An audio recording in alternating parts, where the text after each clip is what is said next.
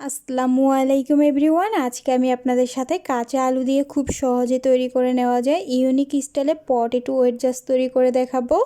অথবা আপনারা চাইলে কিন্তু এটাকে আলুর চিপসও বলতে পারেন। খেতে অনেক বেশি মজাদার, বাসায় একবার তৈরি করলে ছোটো থেকে বড় সবাই অনেক বেশি পছন্দ করবে।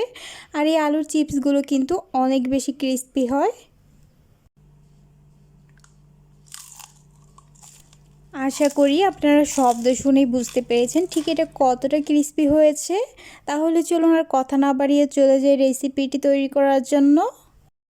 তো আলুর এই রেসিপিটি তৈরি করার জন্য এখানে আমি আগে থেকেই 3টা ছোটো সাইজের আলু এভাবে গোল গোল পাতলা করে কেটে খুব ভালোভাবে ধুয়ে পরিষ্কার করে নিয়েছি।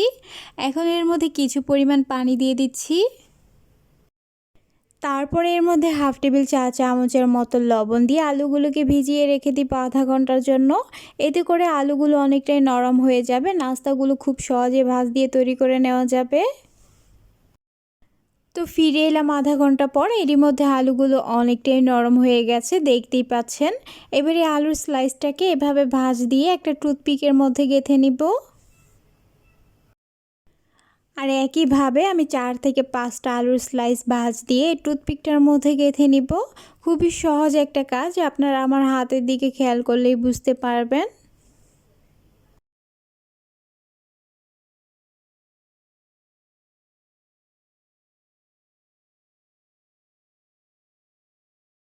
তো এই তো আমার একটা নাস্তা শেপ তৈরি করে নেওয়া হয়ে গেছে। আর বাকি আলুর স্লাইসগুলো আমি একইভাবে টুথপিকের মধ্যে গেঁথে নাস্তা শেপগুলো তৈরি করে নিয়েছি।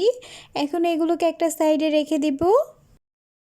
তারপর এখানে একটা মিক্সিং বোলের মধ্যে 1/4 কাপ ময়দা নিয়ে নিচ্ছি। আর নিচ্ছি 1/4 কাপ কর্নফ্লাওয়ার। এরপর এর মধ্যে দিয়ে দিচ্ছি স্বাদ মতো লবণ, দিচ্ছি হাফ টেবিল চা চামচ মরিচের গুঁড়া, দিচ্ছি হাফ টেবিল চা চামচ গোলমরিচের গুঁড়া, আর দিচ্ছি 2 টেবিল চা চামচের মতো ধনেপাতা কুচি। আমি এখানে ফ্রোজেন করা ধনেপাতা কুচিটা নিয়েছি, আপনাদের হাতের কাছে ফ্রেশ ধনেপাতা থাকলে ওইটা দিতে পারেন। এখন এর মধ্যে অল্প অল্প করে কিছু পরিমাণ পানি দিয়ে মিশিয়ে একটা ব্যাটার তৈরি করে নিব। তবে ব্যাটারটা কিন্তু খুব বেশি পাতলা বা ঘন হবে না, মোটামুটি মিডিয়াম ঘনত্বের একটা ব্যাটার তৈরি করে নিতে হবে।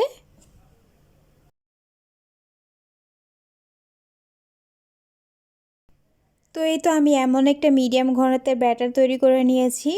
এখন হচ্ছে আগে থেকে যে নাস্তা শেপগুলো তৈরি করে রেখেছিলাম ওইখান থেকে একটা নাস্তা শেপ এখানে নিয়ে নিয়েছি। এখন এর মধ্যে চামচ দিয়ে ব্যাটারটাকে এভাবে করে দিয়ে দিচ্ছি। আপনারা চাইলে ব্যাটারের মধ্যে ডুবিয়েও নিতে পারেন।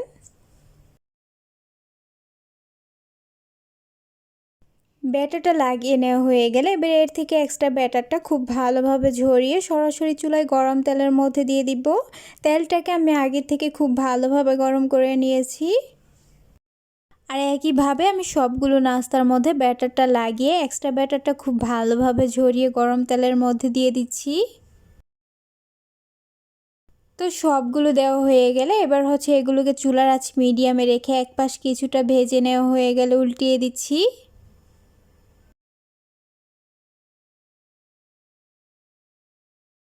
আর এইভাবে এগুলোকে অনবরত নেড়ে কিছুক্ষণ পর পর এপাশ ওপাশ করে ভাজতে ভাজতে একটা সময় দেখা যাবে যে এর মধ্যে সুন্দর একটা গোল্ডেন ব্রাউন কালার আর ক্রিস্পি করে ভেজে নেওয়া হয়ে গেছে।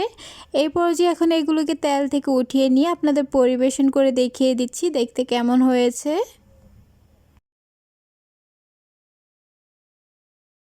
মাশাআল্লাহ, দেখুন ইউনিক স্টাইলের এই চিপসগুলো দেখতে কতটা সুন্দর আর লোভনীয় হয়েছে।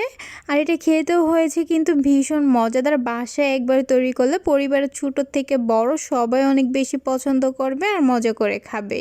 আর এটা কিন্তু খেতেও হয়েছে অনেক বেশি ক্রিস্পি। আপনারা এর শব্দটা শুনেই বুঝতে পারছেন এটা ঠিক কতটা ক্রিস্পি হয়েছে। আমি তো এই চিপসগুলো আপনাদের একবারের জন্য হলো বাসায় তৈরি করার অনুরোধ করব। একবার বাসায় তৈরি না করলে আপনারা বুঝতে পারবেন এটা ঠিক কতটা খেতে মজাদার আর অনেক বেশি ক্রিস্পি। আশা করছি আমার এই সহজ রেসিপিটি আপনাদের ভালো লেগেছে। ভালো লাগলে অবশ্যই বাসায় একবার হলো ট্রাই করবেন আর ট্রাই করে আমাকে কমেন্ট করতে ভুলবেন না। আর একটা অনুরোধ করব, আমার চ্যানেলটি সাবস্ক্রাইব করবেন এবং আমার ফেসবুক পেজটি ফলো করবেন। আজ এই পর্যন্ত, আবার দেখা হবে নতুন কোনো এক রেসিপিতে। সে পর্যন্ত সবাই অনেক বেশি ভালো থাকবেন, সুস্থ থাকবেন। আল্লাহ হাফেজ।